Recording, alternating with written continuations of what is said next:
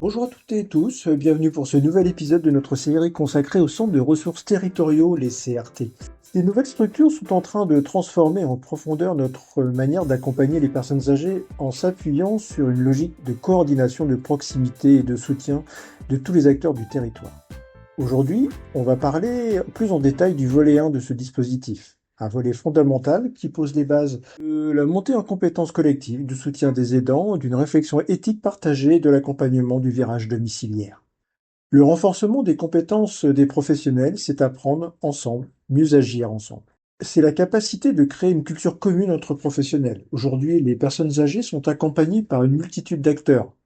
Et pourtant, ces professionnels travaillent souvent de manière isolée, avec des pratiques, des langages et des repères différents. Le CRT vient essayer de casser ces cloisons. Il propose des formations interprofessionnelles, c'est-à-dire des temps de formation pensés ensemble et vécus ensemble. Ces formations portent sur des thématiques qui parlent à tout le monde. Comment accompagner une personne atteinte de troubles cognitifs? Comment mieux se coordonner entre intervenants? Ce sont des questions essentielles au cœur de nos pratiques quotidiennes. Le but, ce n'est pas de former pour former, mais de renforcer les compétences utiles et immédiatement mobilisables, tout en valorisant le savoir-faire de chacun. Au-delà de ces compétences techniques, ces temps de formation sont aussi l'occasion de réinterroger le sens de nos pratiques. Dans un secteur souvent en tension, où le manque de temps, où les situations sont de plus en plus complexes, il est essentiel de pouvoir se poser, réfléchir ensemble et remettre l'éthique au cœur du soin. La seconde ambition du volet 1, c'est accompagner les aidants familiaux. On en parle de plus en plus, mais dans les faits, ils restent encore souvent seuls face à des situations complexes, intenses émotionnellement et très exigeantes au quotidien. Le CRT propose donc une logique d'aller vers, active et partenariale. Cela passe par des actions de repérage, mais c'est aussi par des initiatives de proximité, café des aidants, ateliers bien-être, portes ouvertes et événements conviviaux. Ce qui compte, c'est de créer un espace de confiance, de reconnaissance, un endroit où les aidants peuvent se sentir accueillis, écoutés, soutenus, où ils ne sont pas seulement des relais de soins informels, mais des partenaires à part entière dans l'accompagnement, avec leurs fragilités et leurs ressources. Pour aborder ces questions, j'ai le plaisir de recevoir Sophie Surgé, responsable du développement de l'offre médico-sociale au sein de la Fondation Santé Service. Elle viendra nous parler du CRT Concerto, de ses services déployés dans le cadre du volet 1 et des stratégies d'aller vers, mises en œuvre pour mieux repérer, soutenir et accompagner les personnes âgées et leurs aidants. Bonjour, je m'appelle Sophie Surget, je suis responsable du développement de l'offre médico-sociale à la Fondation Santé Service depuis un peu moins de 2 ans. Ma mission dans cette fondation, qui est avant tout une fondation d'hospitalisation à domicile, c'est de développer le côté médico-social et notamment de l'inscrire dans la réforme service autonomie à domicile. Quel type de service ou d'action concrète le CRT peut-il mettre en place euh, à court ou moyen terme? Alors pour moi, le CRT, c'est un véritable carrefour de ressources et d'accompagnement qui est destiné à la fois aux professionnels, aux personnes âgées et à leurs aidants. Donc son premier objectif et toutes ces actions, c'est vraiment de favoriser l'accès à l'information, à l'orientation et à l'accompagnement pour améliorer la prise en charge des besoins spécifiques des personnes âgées et de leurs aidants, surtout sur un territoire donné. Et nous, notre territoire sur le centre ressources Concerto, c'est le territoire du dispositif d'appui à la coordination sémaphore. Et donc, on est sur 12 communes des Hauts-de-Seine. Donc, les actions que le CRT peut mettre en place, c'est des actions qui sont toujours en lien, en déclinaison ou en complémentarité, des actions qui sont déjà réalisées ou développées par les acteurs du territoire. Donc ça peut être, en exemple, une mise en place de permanence d'écoute et d'information pour les personnes âgées et leurs aidants. On peut créer, diffuser des supports d'information. Donc ça passe par des guides, des brochures, des newsletters sur les services et les aides disponibles. On peut avoir des sessions de sensibilisation, telles que des webinaires, qui permettent d'informer les professionnels et les familles sur les dispositifs existants. On est toujours sur le CRT ne doit pas être une couche supplémentaire. L'objectif étant de trouver des thématiques qui soient complémentaires. Les CRT peuvent également développer des groupes de travail, donc sur des thématiques spécifiques, telles que des conduites à tenir face à des risques identifiés. Par exemple, on va travailler sur les infections respiratoires aiguës, quelles sont les conduites à tenir, notamment en hiver. On va mettre en place un comité éthique. Donc là aussi, l'objectif, c'est que au domicile, tous les partenaires puissent se dire, ben moi, est-ce que ma pratique est éthique? Comment je fais du mieux possible avec mes bénéficiaires qui sont âgés, qui peuvent être dépendants, qui peuvent être aussi réfractaires, hein. Toutes les personnes âgées ne sont pas compliantes. Et donc, comment on fait pour être toujours dans des pratiques éthiques, bienveillantes auprès de nos bénéficiaires? Donc ça, c'est vraiment sur le premier objectif du CRT, qui est de favoriser l'accès à l'information, à l'orientation, à l'accompagnement des personnes. Comment sensibiliser et finalement informer les habitants et les professionnels, ou autrement dit, comment aller les chercher sur le territoire pour pouvoir aller finalement exercer l'ensemble de ces compétences du Centre de ressources territoriales? Alors, je trouve que c'est une très bonne question, parce qu'effectivement, un centre de ressources territoriales ne peut être efficace que s'il est connu et utilisé, notamment par ceux qui en ont besoin. Donc, je pense que ça passe par de la communication. Alors aujourd'hui, on est dans une communication digitale. Donc, par exemple, nous, notre centre de ressources territoriales a créé, dès son ouverture, une page LinkedIn qui sert à communiquer sur les actions du centre de ressources territoriales, sur nos offres d'emploi.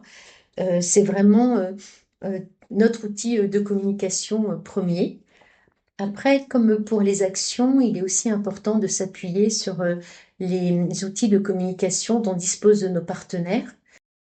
D'autres actions, hein, des actions plutôt de terrain, qui est d'organiser, de participer à des réunions d'information, à des forums ou à des salons professionnels, afin de faire connaître ce nouveau dispositif. Après, il y a tous les supports de communication habituels, que sont les affiches, les flyers, une newsletter permettant d'avoir tous les calendriers et tout le programme d'information et de services fait par le CRT. Et pour moi, l'action vraiment sur laquelle on peut vraiment s'appuyer, c'est le bouche à oreille et les témoignages. Je pense qu'il n'y a pas mieux que des bénéficiaires qui parlent de ce qu'ils ont vécu comme expérience.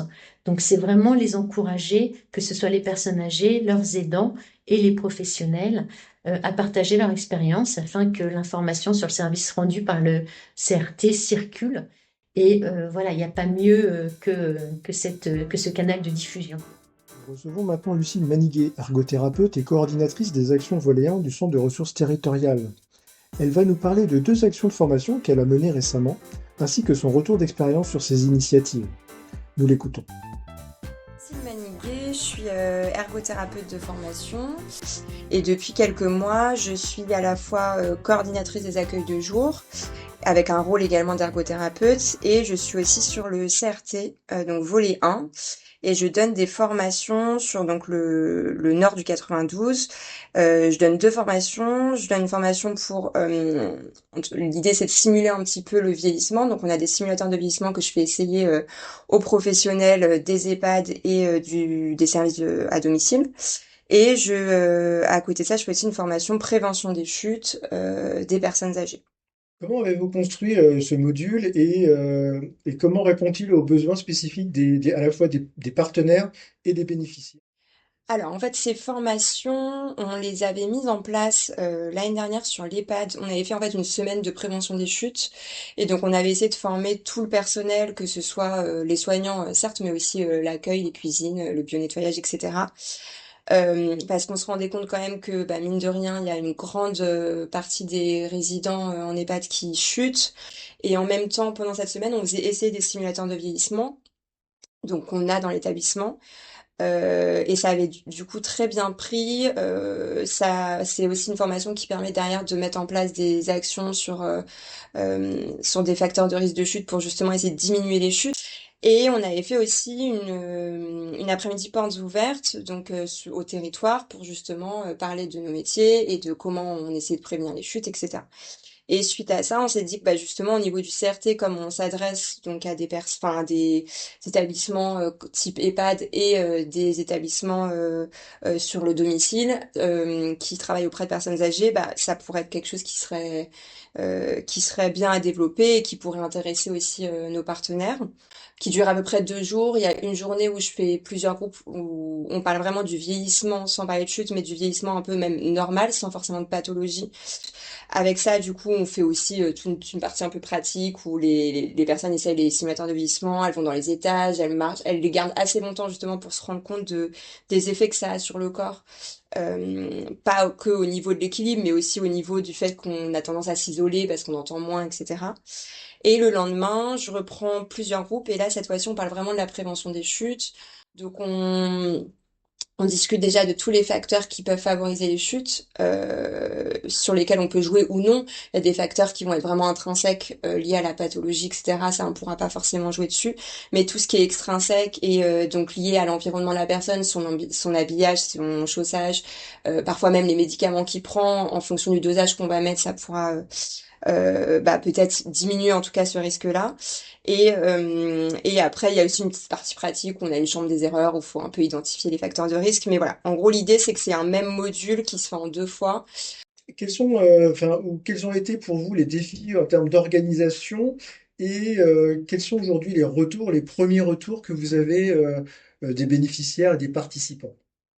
Donc, ce qu'on a fait là avec certains établissements, c'est que finalement, ils ont prévu 2 jours entiers de formation où ils convoquent des soignants qui ne travaillent pas et donc ils seront payés en plus, mais au moins c'est des grands groupes où je vois dans la même journée j'ai 4 formations à chaque fois, donc 8 en tout, et au moins je vois un maximum de soignants et ils visent bah, l'équipe et contre-équipe parce que souvent aussi si je viens 2 jours de suite je suis que sur la même équipe donc la contre-équipe n'en bénéficie pas.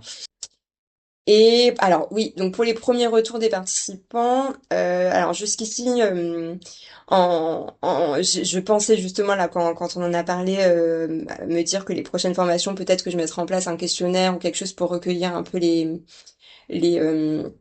leurs avis, mais là pour l'instant c'est plus de l'informel où en fait en fin de formation on fait un temps de discussion où ils peuvent me dire ce qu'ils en ont pensé, me dire ce qu'ils aimeraient avoir aussi comme formation. Ça peut aussi me donner des idées pour aussi l'année prochaine faire peut-être d'autres formations.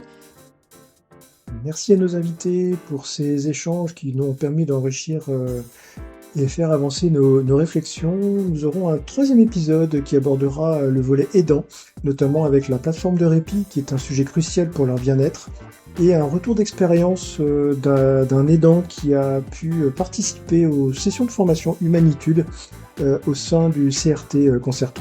Merci et à bientôt.